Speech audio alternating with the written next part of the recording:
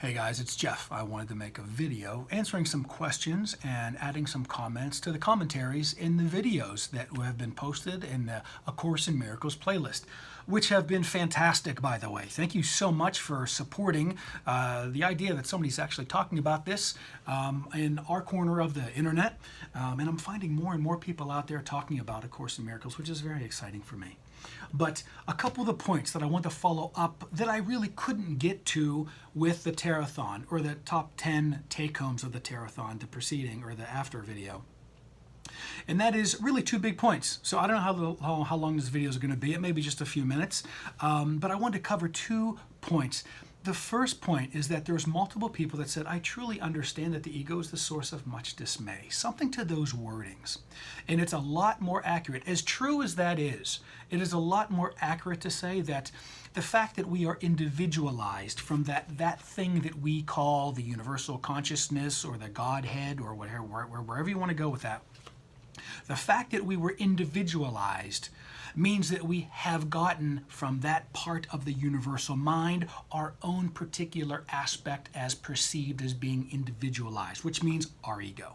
So that being the sponsoring illusion, the sponsoring thought that we are separate, it is a lot more accurate to say that all source of dismay is because of our ego.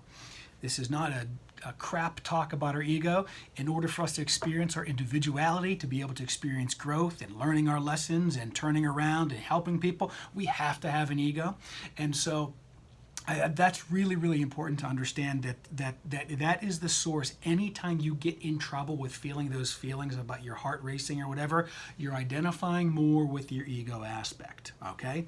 Not your soul, spirit, eternal self, okay? Remember, we talked about that. This is your individualized self, that eternal part of you, the microcosm of the macrocosm of how the world kind of splits into the forces that create absolutely everything: electricity and magnetism, the forces of intellect, the forces of love and passion and emotion. You are also a microcosm of that macrocosm. This represents you, your eternal self, little infinity signs. And when you identify more with your own inner magician and strength, you begin to see things the way that the masters see them easily. And that comes to my second point. And that is, there were a few comments really well worded. And so I'm hoping that I interpreted them well, because I thought it was very crystal clear. Thank you to those people that commented. Something that if I see someone hurt somebody else, if I see someone do what most would call evil or bad or mean, or you know what I mean, just let's just label it in earthly terms, just hurtful.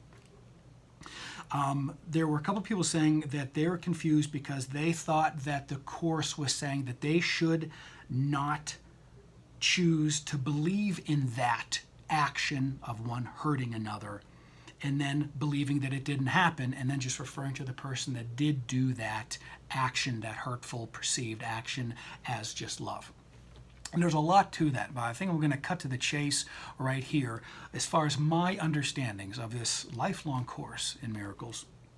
And that it is this, that when you develop an understanding about more of a ascended master side, sort of approach, you see people hurting people, and you do not choose to look at it as one person hurting another, because that falls directly under judgment. And as it's very, very clear, there is no judgment from the other side. There is no judgment. There is only that which serves you, that what doesn't serve you. All those things that don't serve you fall under the category of you observing that somebody is acting from their vantage point of their ego and not their spiritual self, their eternal self.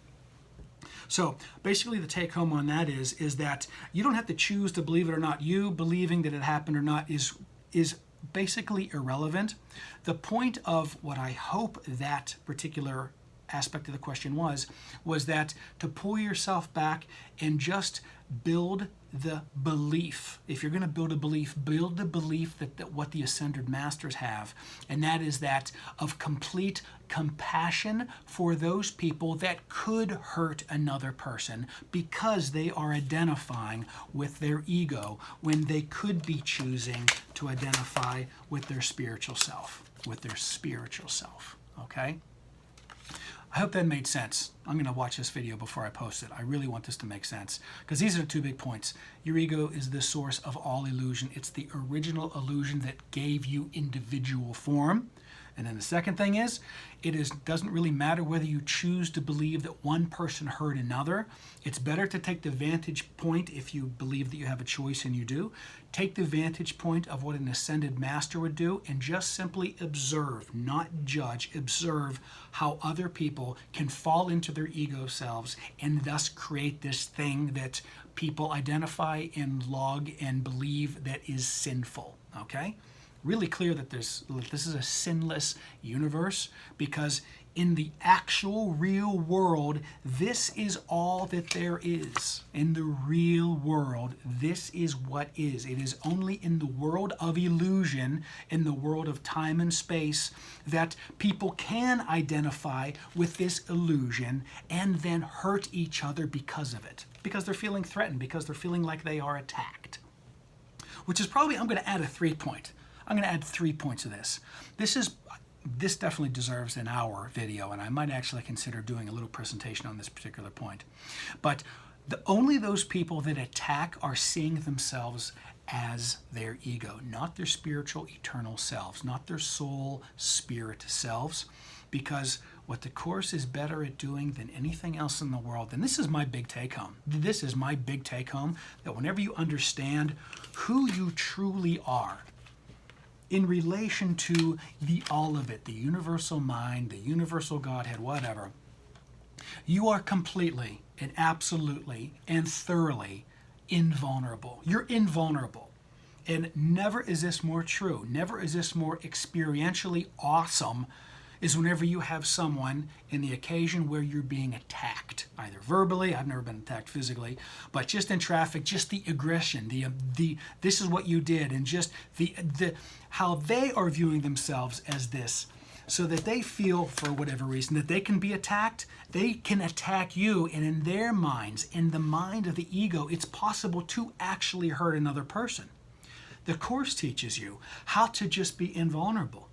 Because when you find yourself in the few situations that I have where you are being absolutely slandered, abused verbally, completely misunderstood to the point of like you don't even know where this other person is coming from, it is the most empowering, the most, I don't even know what the word is, to be honest with you guys. But when you know that you cannot be attacked, who you truly are, and you can just look at the other person like the master would look at the other person, an ascended master, and just have complete compassion for them.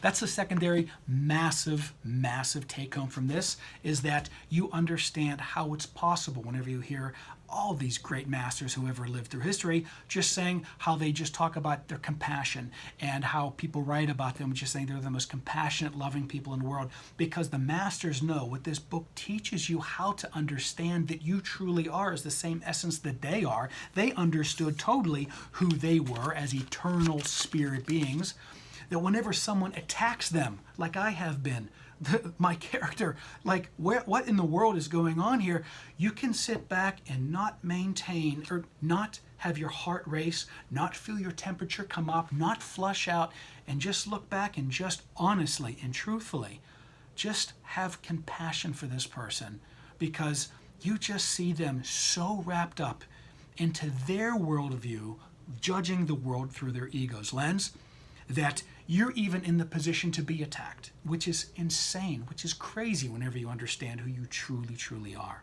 So those 3 big take-homes I really wanted to talk about. Don't be surprised if I go into like an hour video or half an hour video talking about each one of those, but I think is a good point right here. Those are the 3 things, okay? And to avoid doing a huge ramble, the ego is the source of all dismay because it is the original illusion. The the Course is really good at also illustrating, guys, that you can choose to believe an illusion and make it real for yourself, which is how you get people who attack you and think that they're justified, because they're believing the illusion that they are their ego. In other words, they're believing the illusion that they're separate than you.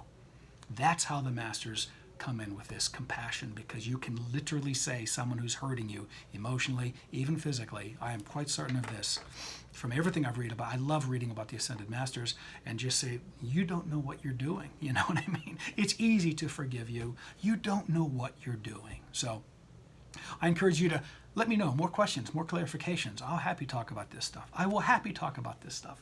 And thanks for watching if you lasted this long. And comment below if there's any other topics that you want me to cover, because then I'm just going to go off on my own, and who knows where I'll end up. Bye, guys.